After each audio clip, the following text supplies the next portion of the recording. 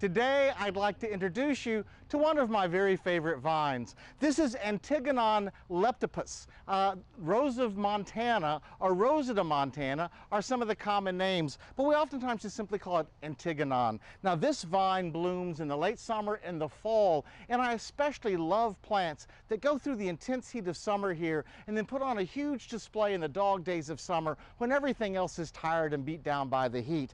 And Antiginon will certainly do that. Now, this is a lovely vine. It will grow up to be about 10 feet, 12 feet, 15 feet tall, so it can cover a lovely pergola or arbor. The thing I love about Antiginon is vines can be rampant and hard to control. A vine can take off and cover areas where you never intended for it to grow. But Antiginon dies to the ground every winter, grows prolifically over the summer. So it provides you shade in the summer when you want it on that arbor, and then in the wintertime when you want the sun to shine in, the vine dies down and lets the sun shine into the area. In addition, the fact that it dies down every year in the winter means it stays under control. It has to go down and start all over again every year, and that makes Antiginon one of the easiest vines to manage in the landscape. These lovely sprays of rosy pink flowers begin to show up around about July or August, and then persist, getting heavier and heavier through October into the early part of November. This is a lovely time to plant Antiginon vines in your landscape. So if you have an arbor or trellis, a piece of lattice work you'd love to train a beautiful late summer, fall blooming vine on,